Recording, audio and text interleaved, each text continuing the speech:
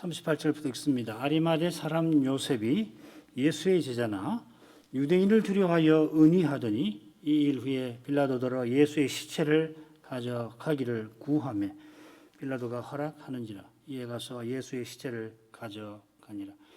일찍 예수께 밤에 나왔던 니고데모도 모략과 침향 섞은 것을 100근쯤 가지고 온지라. 이에 예수의 시체를 가져다가 유대인의 장례법대로 그 향품과 함께 세마포로 쌌더라. 예수의 십자가에 못 박히는 곳에 동산이 있고 동산 안에 아직 사람을 장사한 일이 없는 새 무덤이 있는지라. 이날은 유대인의 예비일이요 또 무덤이 가까운 고로 예수를 거기 두니라.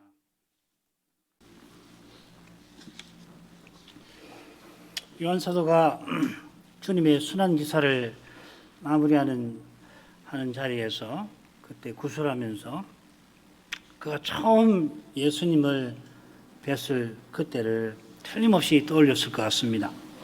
그때 그의 스승 세례자 요한이 예수님을 가리켜서 보라 세상죄를 지고 가는 하나님의 어린 양이로다 이렇게 전했습니다.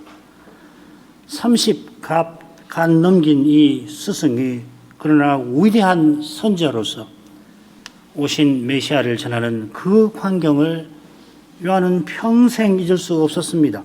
잊을 수가 없는 것이 사도 자신이 죽는 순간까지 다시 오실 그리스도를 전한 것입니다. 그리스도는 우리 죽는 순간까지만 아니라 영원히 우리가 믿고 바라고 사랑할 그분이십니다. 그런 분이니 강단들에서 오직 그리스도를 전해야 하는 것입니다. 전하되 반드시 세례자 요한의 증언처럼 그리스도의 십자가를 전해야 하는 것입니다. 전하되 그 그리스도는 하나님의 어린 양으로서 단번에 영원한 제사를 온전히 드리셨습니다. 요한 사도가 주님의 순환 끝에 바로 이 진리를 힘써서 전하는 줄 믿습니다.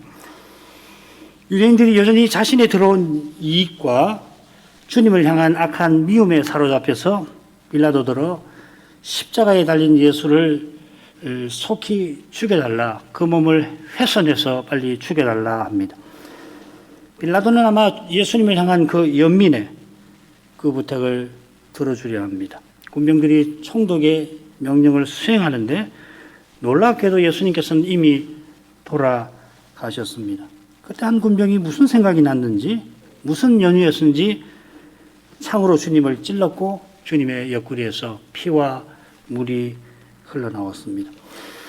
이 사건에 관하여서 요한은 이렇게 사도적 교훈을 덧붙입니다. 이 교훈은 부활하신 주님께서 성신으로 사도 요한에게 베푸신 것입니다. 35절부터 37절까지를 읽겠습니다. 이를 본 자가 증거하였으니 그 증거가 참이라. 저가 자기의 말하는 것이 참인 줄 알고 너희로 믿게 하려 함이니라. 이 일이 이룬 것은 그 뼈가 하나도 꺾이지 아니하리라 한 성경을 응하게 하려 함이라. 또 다른 성경에 저희가 그 찌른 자를 보리라 하였느니라. 앞서 군병들이 주님의 뼈는 꺾지 않았다 하는 것, 그리고 이어서 한 군병이 창으로 주님의 옆구리를 찔렀다 하는 사실이 언급되어 있는데 요한은 이 일들이 각각 성경을 응하게 하는 것이라 이렇게 교훈합니다. 그리고 그 중간에 35절에 직접 목격자와 그의 참된 증언을 말하여서 증언하는 목적을 덧붙이고 있습니다. 35절에 이를 본 자라 하는 표현, 또 증거하였다 표현이 나오는데 이 요한이 더 강조해서 쓰는 표현입니다. 히브리어, 헬라어를 공부하면은 알 수 있는 내용입니다. 이를 본 자라고 하는 표현을 예수님께서 다락방에서 친히 쓰셨습니다. 나를 본 자는 아버지를 보았거늘. 그처럼 요한이 자기 서신 처음에, 요한일서 처음에 이 표현을 썼죠. 태초부터 있는 생명의 말씀에 관하여는, 그러니까 태초부터 있는 생명이신 그 아들을 우리가 보았다 하였습니다. 그러니까 지금 본 자가 누구냐면 사도 요한이라 하는 말입니다. 요한 사도로 또 볼 수 있는 것이 뭔가 하면은 이 35절이 요한복음의 맺은 말들과 비슷한 데도 있습니다. 요한복음 20장 끝에 그리고 21장 끝에 두 개의 맺은 말이 나오는데 그 말씀과 비교해 보면은 굉장히 비슷합니다. 요한이 그리스도의 부활을 전하는 한가운데 20장 마지막이죠. 그리고 그 끝에 21장의 마지막에 자기가 증언하는 이 부활이 참되다고 증언하여 믿게 하려 한 것처럼 주님의 십자가를 전하는 끝에도 같은 태도를 취하고 있는 겁니다. 바로 이 태도가 그가 사도의 직무를 신실하게 이뤘다 하는 것을 보여줍니다. 사도는 십자가 지신 그리스도를 전하여서 부활하신 그리스도를 믿게 합니다. 그리스도를 믿어 그리스도처럼 서로 사랑하고 장차 그리스도와 같아지게 하려 합니다. 이게 요한복음과 요한일서의 기록 목적이죠. 그리고 이것이 이 사도행전의 핵심 주제일 겁니다. 바로 거기에 그리스도의 교회가 사도적 교회라고 하는 우리의 교리가 굳게 서 있습니다.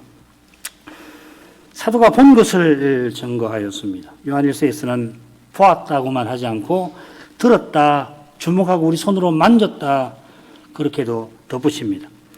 그저 곁에서 관찰할 정도가 아니라 사도는 주님과 함께 살았습니다. 사도행전 1장에 보면 사도의 조건이 바로 그것이죠. 조건 중 하나가.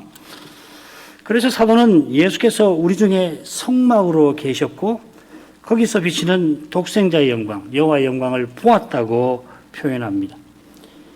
광야에서는 누구든지 그 성막에서 영광을 늘 보았지만은 몇 사람을 제외하고는 광야에서 다 엎드러졌는데 예수님의 말씀과 표적을 듣고 본 어떤 이들은 심지어 그 영광에 자기 죄가 드러나자 주님을 죽이려 했습니다. 바리새인들과 대제사장들이 대표적이죠. 가룟 유다도 마찬가지고.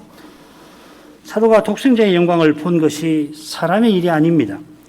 그처럼 성신께서 사도가 본 것을 증거하게 하셨습니다. 성신께서 모든 진리 가운데로 사도를 인도하셔서 그리스도를 온 천하에 나아가 전하게 하신 것입니다. 바로 여기에 성신을 그리스도의 영이라 부르는 첫째 이유도 있을 것입니다. 요한은 증거하였으니 그 증거가 참이라 합니다. 자기가 직접 본 것을 증거하였으므로 자기의 증거가 참이라 하는 겁니다. 본 것과 증거한 것이 성신의 사역이듯이 그가 보고 증거한 그 일 자체는 이 일 자체가 당연히 하나님의 사역이죠. 군병들이 뼈를 꺾지 아니한 것이나 한 군병이 창을 찌른 것이 그저 사람의 일만이 아닙니다. 그리스도께서 십자가에 돌아가신 일이 역사 사건이라 참인 것만 아니라 하나님께서 인정하시니 그런 겁니다. 아직도 여러 학자들이 십자가조차도 역사적 사건이 아니라고 주장할 정도니까 부활을 역사적 사건이라 고백하는 학자가 실로 드뭅니다. 놀라울 정도입니다. 부활을 역사 사건이 아니라 하는 이들이 놀랍게도 여전히 그리스도의 부활을 말합니다. 교훈합니다. 그들이 말하는 부활은 그리스도처럼 남을 위하여 희생하려고 하는 정신이라 그 정신을 실천하는 행위를 가리킬 겁니다. 그러나 부활이 십자가처럼 사실이 아니라면은, 역사적 사건이 아니라면은, 그러면 구원의 근거는 절대로 되지 못할 것입니다. 사실이 아닌 관념이 어떻게 죄사함 받는 효력을 낸단 말입니까? 그런 건 없는 거예요. 문학작품은 되게 허구 아니에요. 작가의 경험이 있지만은 허구란 말이죠. 문학작품을 써서 그것을 읽고서 감동은 받을 수 있습니다. 그게 문학의 중요한 효과죠. 그 성경 그런 거 아니잖아요. 허구 아니지 않습니까? 무엇보다 중요한 것은 하나님이 그리스도 안에서 구원의 일을 친히 행하셨지 않습니까? 그래서 그 그리스도를 믿는 사람은 구원을 받는 것이거든요. 그걸 제쳐놓고서 관념을 가지고서 말한다면 잘해야 문학적 효과 혹은 도덕적 감화 정도겠죠. 도덕적 감화가 기독교 아닙니다. 누구도 분명한 사실 아니에요. 죄사함을 받고 구원을 얻고 영원한 생명에 이르는 것이에요. 기독교 윤리라고 하는 것은 이 영원한 생명을 추구받는 것이에요. 이 생명을 추구받는 일이 없이 기독교 윤리라고 하는 것은 세상 윤리하고 똑같아져 버리는 거 아니에요. 그럼 기독교 아니라고요. 차라리 자유주의자라고 이야기하는 분들이 훨씬 도덕적일 겁니다. 우리보다. 그런 점에서는. 이걸 놓치면 안 돼요.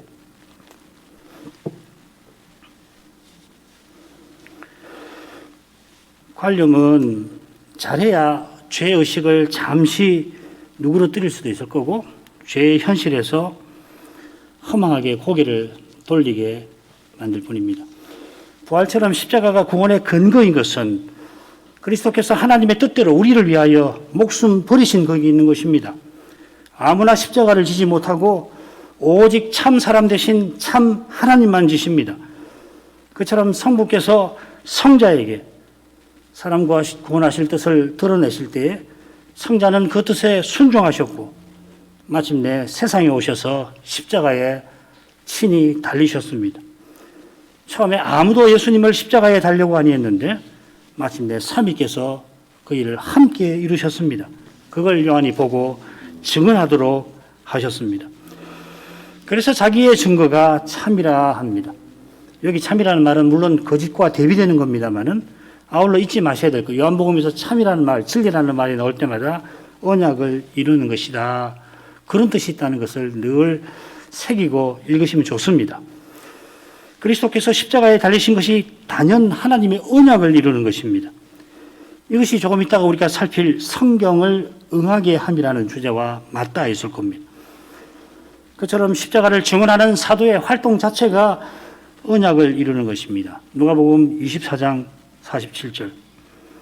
또 그의 이름으로 주의 사함을 얻게 하는 회개가 예루살렘에서부터 시작하여 모든 족속에게 전파될 것이 기록되었으니.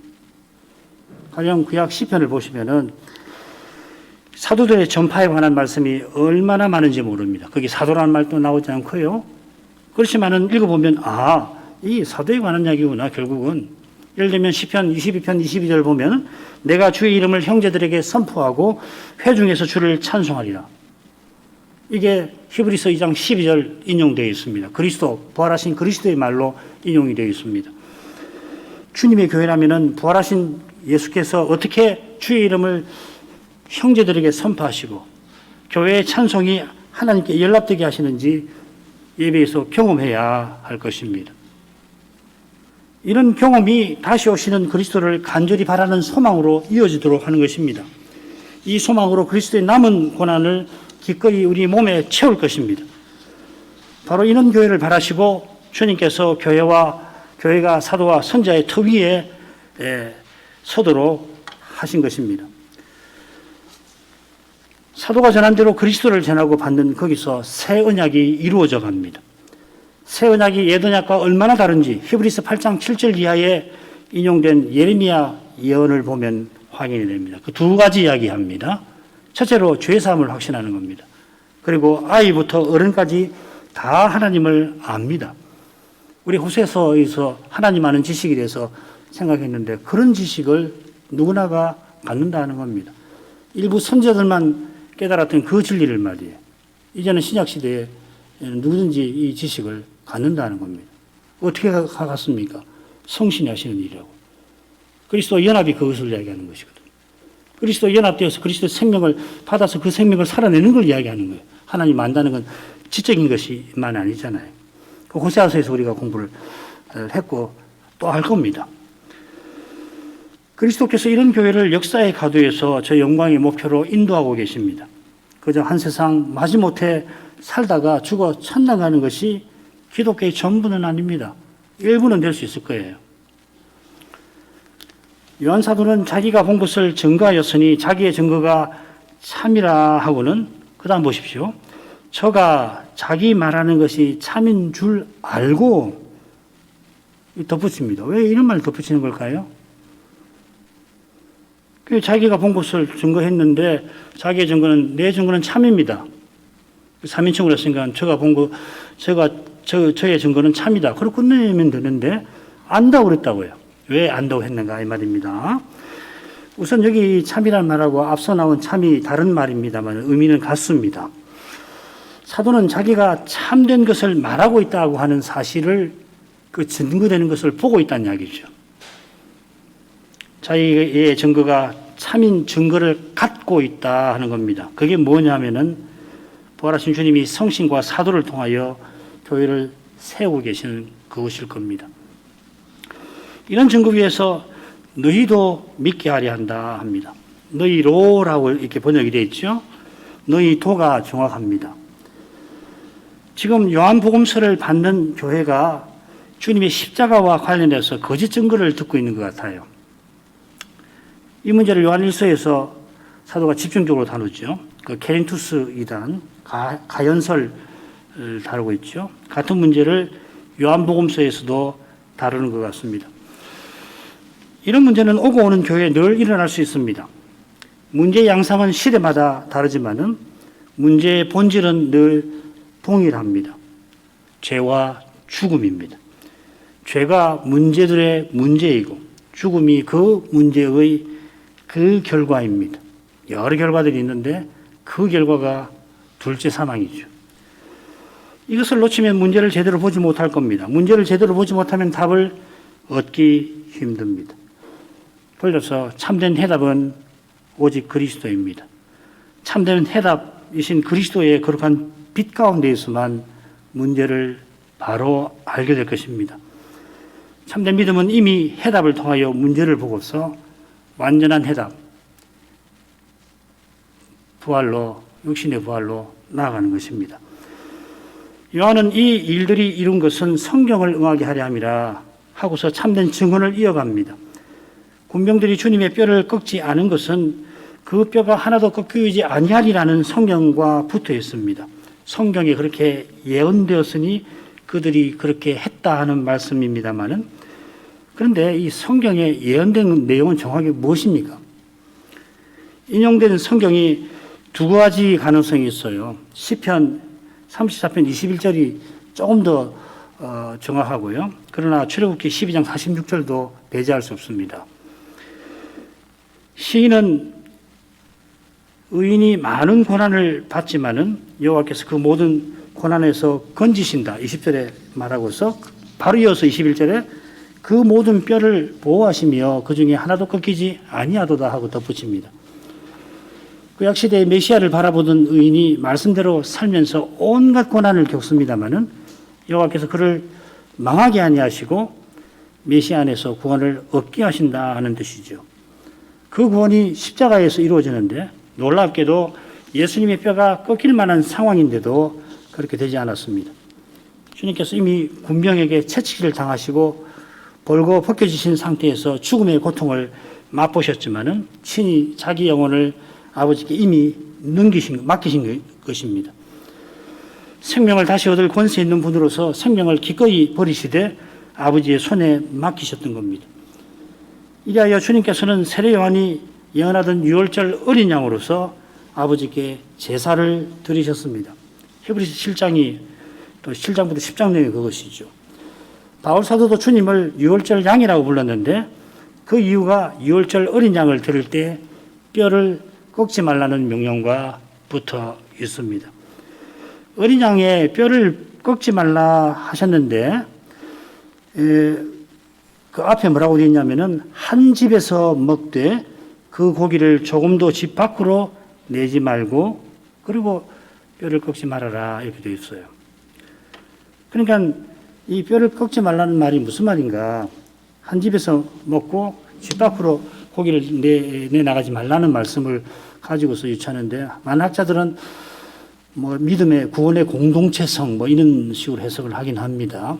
그것도 뭐 일리가 있는데 지금 한번 이집트를 떠나기 전날 밤입니다. 집 밖은 어떤 곳입니까? 죽음의 장소입니다. 출애굽할 때 말이에요. 어린 양의 피를 인방과 설주에 바른 이스라엘 집안에만 구원이 있습니다. 집 밖으로 고기를 가져가려고 뼈를 꺾는 이는 죽음을 택한 것입니다. 오직 어린 양의 피만이 죽음의 사자를 피하게 합니다. 저는 주님께서 십자가에서 목숨 버리신 그 은혜만이 죄와 죽음의 권세에서 벗어나게 한다 하는 뜻이겠죠. 이 요한은 또 하나의 성경을 인용합니다. 저희가 그 찌른 자를 보리라. 스가랴에서 인용한 거죠. 12장 10절 말씀입니다. 내가 다윗의 집과 예루살렘 거민에게 은총과 간구하는 심령을 부어 주리니 그들이 찌른 바 그를 바라보고 그를 위하여 애통하기를 독자를 위하여 애통하듯 하며 그를 위하여 통곡하기를 장자를 위하여 통곡하듯 하리로다. 자, 우선 찌른 자가 한 군병이죠. 요한복음에서는. 여기서는 저희가 찔렀다 이렇게 되어 있습니다. 그리고 저희는 문맥을 보면은 다윗의 집과 예루살렘 거민입니다. 11절 이하에도 그 제사장도 나오고 레인도 나오고 마찬가지입니다. 그러니까 한 군병이 예수님의 옆구리를 찌른 일이 어떻게 언약 백성들의 행위가 되는지를 생각해야 되겠지요. 그 점에서 이 인용문이 어떻게 되어 있냐면 이렇게 되어 있습니다. 그들이 그 찌른 바 그를 바라온다 이렇게 되어 있는 이 표현이 좀 더 정확하게 새기면 이렇게 됩니다. 그들이 그 찌른 바 곧 나를 그 찌른 바 곧 나를 바라본다 이렇게 되어 있어요. 원문에는. 아마 여러분 갖고 있는 성경 영어 성경에 보면은 이렇게 번역되어 있는 곳이 들어있을 겁니다.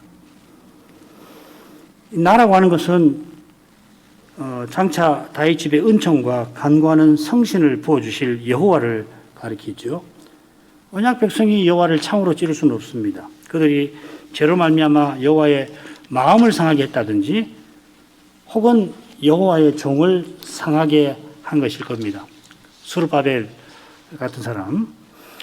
그들이 찌른 일이 얼마나 중하냐 하면은 독자를 위하여 애통하듯 슬퍼할 일입니다. 이 슬픔은 잘못을 후회하고 괴로워하는 것이 아니라 회개하며 우는 것입니다. 은총과 간구하는 심령, 또 스가랴 13장 1절 죄와 더러움을 씻는 샘이 열리리라. 이렇게 보는 것이 35절에 요한이 증거하는 증거, 믿게 하려 함과 일치할 겁니다. 군병이 주님을 찌를 때에 주님의 옆구리에서 피와 물이 흘러나왔습니다. 군병이 주님을 찌르는 거기서 우리의 악한 죄가 드러납니다. 그런 악한 우리를 위해서 주님이 피 흘리셨습니다. 주님께서 스가랴의 예언을 이루려고 그처럼 창에 찔리신 것입니다. 창에 찔리신 그분은 스가랴의 예언처럼 여호와이면서 여호와의 종이십니다. 이 복음을 요한이 널리 전했고 오늘날 강단에 선임하다 십자가에 달리신 그리스도를 힘을 다해 전할 것입니다. 이분이 죄와 더러움을 씻는 셈이십니다. 마지막 부분으로 가죠. 42절까지 38절부터 아리마대 사람 요셉이 예수의 제자나 유대인을 두려워하여 은의하더니 이 일 후에 빌라도 들어 예수의 시체를 가져가기를 구하며 빌라도가 허락하는지라 이에 가서 예수의 시체를 가져가니라. 일찍 예수께 밤에 나왔던 니고데모는 모략과 침향 섞은 것을 100근쯤 가지고 온지라. 이 예수의 시체를 가져다가 유대인의 장례법대로 그 향품과 함께 세마포로 쌌더라. 예수의 십자가에 못 박힌 곳에 동산이 있고 동산 안에 아직 사람을 장사한 일이 없는 새 무덤이 있는지라. 이날은 유대인의 예비일이요 또 무덤이 가까운 거로 예수를 거기 두니라. 두 제자가 장례를 맞습니다. 한 분은 아리마대 사람 요셉이고 다른 한 분은 니고데모입니다. 두 분이 공통점이 있어요. 아주 중요한 공통점이 있는데 첫째로 유대의 바리새인 중에 지도자였습니다. 요셉은 공회의 회원입니다. 니고데모도 유대인의 관원이라고 했는데 예수님께서 그를 네가 유대인의 스승이라고 한 것을 보면 이 니고데모도 공회 회원이었을 것입니다. 관원이라고 해서 모두 공회 회원은 아니거든요. 그건 고위급입니다. 그처럼 두 분은 높은 신분의 예수님의 제자가 되었지만은 유대인들을 두려워하여 그 사실을 숨겼습니다. 여기 요셉에 대해서는 그렇게 이야기했고 니고데모에 관해서는 요한복음 7장 50절을 보시면 알 수 있을 겁니다. 자, 그런 분들이 이제 예수님의 장례를 맞습니다. 두 분만 아니라 여인들도 공간복음에는 장례 장면에 등장합니다만은 요한은 이 두 분만을 여기서 언급합니다. 이는 예수의 제자나 유대인들을 두려워하였다가 은유했던 요셉이 이제는 드러내놓고 예수님의 장례를 도맡는 그 변화를 강조하는 것입니다. 니고데모도 밤중에 예수님을 몰래 찾아왔고 공회가 불법을 저지르는 걸 보고 항의를 하긴 했지만 끝끝내 두려워서 바로잡지 못했습니다만은 이제 주님의 십자가를 보고서 요셉처럼 니고데모도 주님의 장례를 돕습니다. 게다가 두 분이 전에 공회 회원인 사실 때문에 제자라고 하는 것을 숨겼지만은 이제는 공회원의 자격과 권세로서 제자의 도리를 다합니다. 이 빌라도 찾아가가지고서 이 시체 주십시오 부탁하는 거 아무나 못하겠죠. 공회 회원 정도 돼야 가능한 것이죠. 무엇이 이런 변화를 가져온 것입니까? 우선 이 얼마나 큰 변화인 줄을 알려면은 이 두 분이 주님의 장례를 맡으려고 어떤 손해와 희생을 감수했는지를 우리가 살펴야 할 것입니다. 요셉이 전에 유대인을 두려워했던 것은 작게는 공회에서 비난받는 것부터 크게는 출회를 당하는 것입니다. 요한복음 12장 42절 관원 중에서도 저를 믿는 자가 많되 바리새인들을 인하여 드러나게 말하지 못하니 이는 출회를 당할까 두려워합니다. 출애를 당한다는 것은 유대인으로서 모든 것을 잃는 것입니다.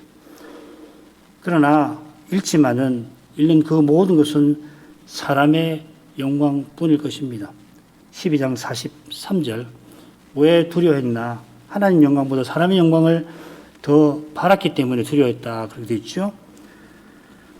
잃어봐야 이 세상에서 잃어봐야 잃는 건 사람의 영광뿐이에요. 결국은 주려고 해봐야 그거 영원히 가는 거 아닙니다. 주님을 위해서 잃어야 할 것은 사라지는 것이에요. 우리 영혼을, 우리의 구원을 잃는 거 아닙니다.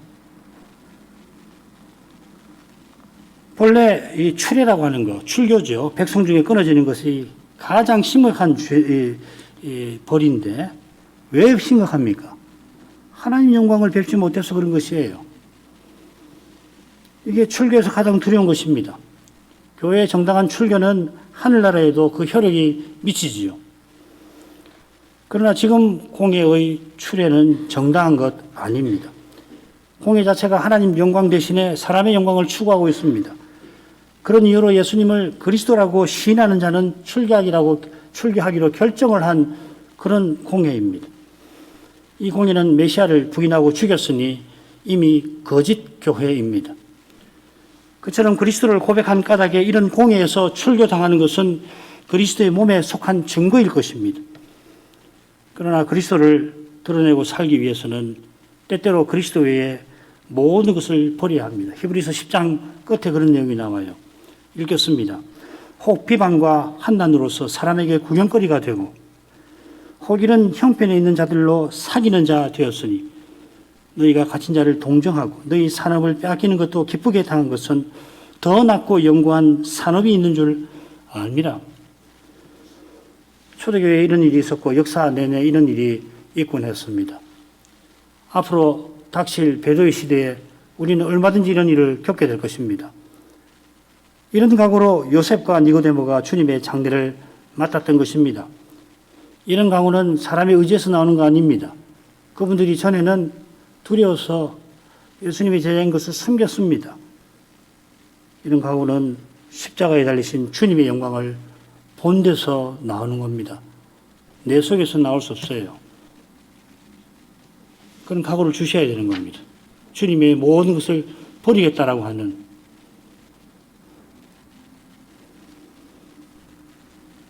요셉이 빌라도에게 예수님의 시신을 부탁했고 빌라도가 허락합니다. 십자가에 달린 제수는 반역 죄인이라 흔히는 허락하지는 않습니다. 대개 제수들은 몸이 아래로 쏠려서 중력에 의해 가지고 아래로 몸이 쏠리면서 결국은 이 질식에서 죽는 것이거든요. 죽은 시신은 함부로 내팽개쳐서 짐승의 밥이 되게 합니다. 새의 밥이 되게 합니다. 그처럼 십자가에 달린 자의 시신은 하나님의 저주를 받은 자라 유대인들도 가족 묘지에 그 시신을 묻지 아니합니다. 그런 시신을 묻는 장소가 별도로 마련되어 있다고 유대교 법전에 나와 있습니다. 그곳이 성 바깥 부정한 곳이겠죠.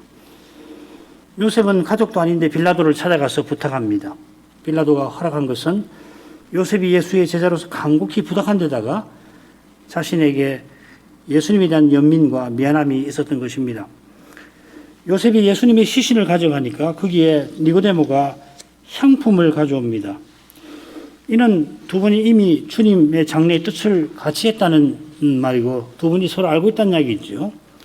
니고데모가 가져온 향품은 많은 학자들이 과장이다 할 만큼 많은 분량입니다. 100건이라고 했는데 34kg 정도 된다고 합니다. 어떤 사람이 가마리엘이라고 하는 그 장로, 유대교 랍비죠. 장로의 장례식에 비슷한 분량의 향품을 태운 기록이 있는데 그때 그 사람이 뭐라고 이야기하냐면은 어떻게 이렇게 많은 향품을 태워서 왕들도 이렇게 향품을 태우지 않소 하니까 그 사람 말하기를 장로가 가마리엘이 100명의 왕들보다 낫다고 생각해서 자기가 그렇게 향품을 태웠노라 했습니다. 이런 배경에 비추어서 니고데모가 예수님을 얼마나 높은 분으로 여겼는지 짐작합니다. 사실 예수님은 100명의 왕들보다 낫다고 한 가마리엘 장로 100명보다도 나은 분이십니다. 이에 두 분이 예수의 시체를 가져다가 유대인의 장례법대로 향품과 함께 세마포에 쌉니다. 요셉은 자기가 마련한 새 무덤에 예수님을 안치하죠. 아무도 두지 않은 그 무덤 말이에요. 이 무덤은 바위 속에 판 것이고 그리고 무덤 문에 돌을 굴려 막죠.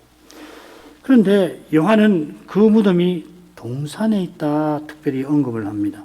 이 동산이라는 말을 잘 쓰질 않아요. 복음서에서. 이 표현은 그러니까 요한복음에 세 군데 나옵니다. 주님께서 동산에서 붙잡힌 사신을 떠오르게 합니다. 주님의 순환 기록에 요한만 동산을 처음과 끝에 언급하죠. 26절은 18장 1절을 가리키는 겁니다. 그처럼 부활 기록에서도 요한만 동산을 언급하는데 20장에 가면 막달라 마리아가 예수님을 동산지기로 알았다 이렇게 되어 있습니다. 제국을 다스리는 왕이 종종 동산지기였던 이 고대 근동을 이 배경을 참조하면은 요한이 순환기사에서 이 정원을 동산을 언급할 때 예수님을 영광의 왕으로 전하려고 하는 뜻이 있었을는지 모르겠습니다. 사실 잡히시던 정원에서 뜰에서 동산에서도 주님은 내로라 하고 신성을 나타내셨죠. 그런 하나님께서 놀랍게도 사람 되시고 십자가에 달려 죽음을 맛보셨습니다. 제가 가문한 사람입니다마는 이런 신을 들어본 적이 없습니다. 힌두교도 공부해봤고 불교도 공부해봤고 이슬람 공부도 조금 더 하고 고대 근동 공부도 신학을 하니까 당연히 공부해봤지만은 아무튼 이런 신을 들어본 적이 없습니다.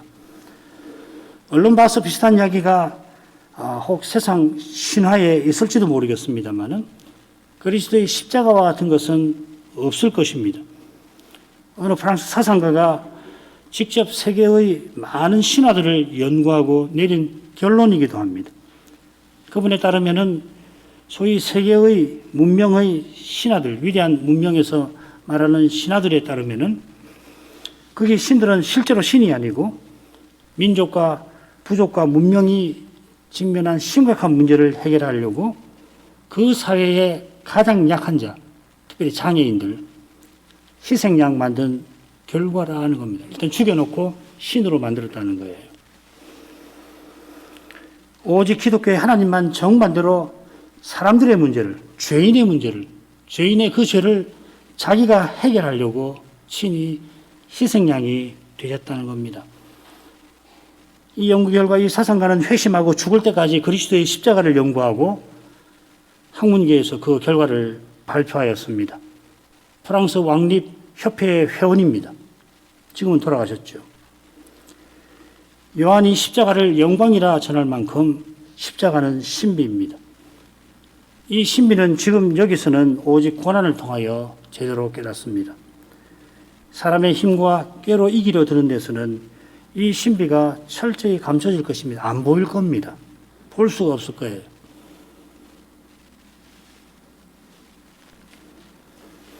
신학생들에게 예수님의 십자가에 대해서 한번 이야기해 보시오. 얼마나 쓸 수 있겠습니까? 신자들에게도 똑같이 물을 수 있을 거라고 생각해요. 주님의 십자가에 대해서 얼마나 말할 수 있습니까? 한번 써보십시오.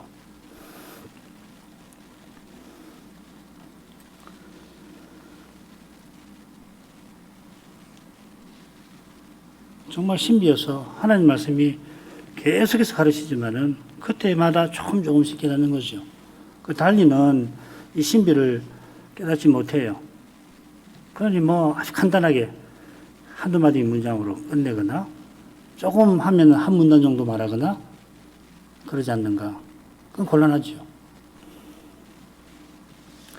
그러니까 입으로는 주님의 십자가를 말하지만 실제로는 사람의 영광을 추구하기가 얼마나 쉬운지 모릅니다. 요셉이 자기가 판 새 무덤에 주님을 모신 이유를 요한은 끝에 밝힙니다. 이날은 유대인의 예비일이라. 또 무덤이 가까운 곳으로 주님을 거기 모셨다 했습니다. 오전에 생각한 대로 공예가 똑같은 이유로 예비일이라서 주님의 뼈를 꺾으려 했습니다마는 메시아를 미워하는 거기서는 주님의 십자가를 고백하지 않는 데서는 참된 안식 누리지 못합니다. 죄가 해결되지 않아서 그렇습니다. 메시아를 미워하는 이 세상에서 오해와 미움을 받더라도 그리스도를 모시는 거기서 참된 안식은 늘 약속되어 있을 겁니다. 그 안식이 하늘에서 내려와서 그렇습니다. 메시아를 참으로 모신 거기에 참 하늘에 평안이 있는 것입니다. 이것으로 마치겠습니다. 거룩하신 아버지, 금년 부활주일을 맞이해서 지난 여러 주일에 예수님의 순환을 요한복음을 통해서 살피게 해주시니 감사드립니다. 주님의 순환에 관한 말씀을 실로 자주 읽지만은 읽는 만큼 깨닫는 만큼 주님의 십자가는 우리에게 여전히 신비합니다.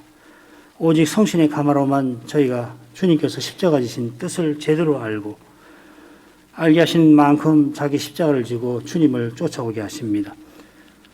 루터가 중세 가톨릭 신학을 영광의 신학이라 부르고 자신의 깨달은 신학을 십자가의 신학이라 부른 것처럼 성신께서 깨닫게 아니하시면은 신학도 사람의 영광을 추구할 뿐입니다.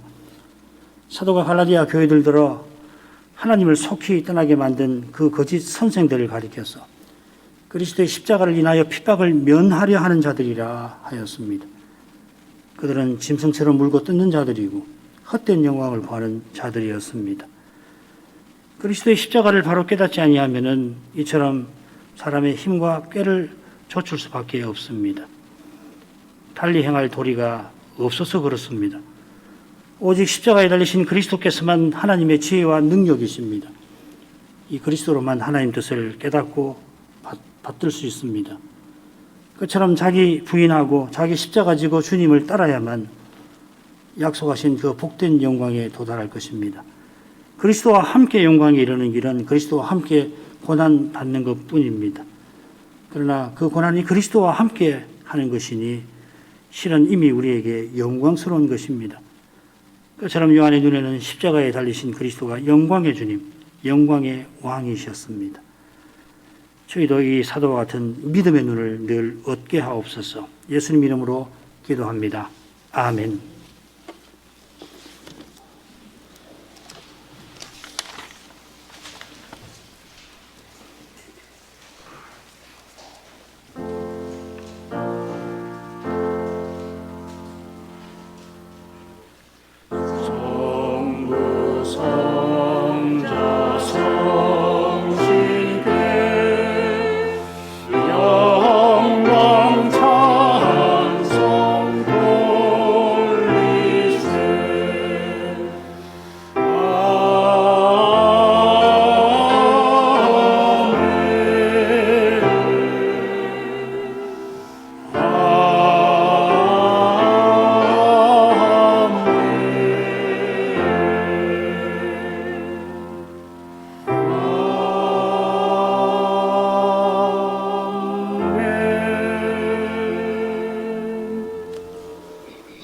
우리 주 예수 그리스도의 은혜와 아버지의 사랑과 성신에 감화하시고 충만하심이 주님의 교회에 늘 함께 하시옵소서.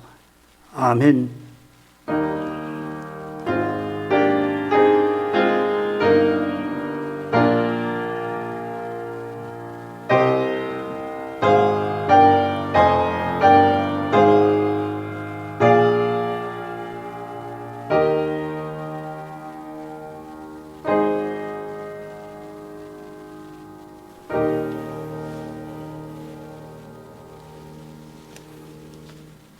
이로써 주일 오후 예배를 마치겠습니다.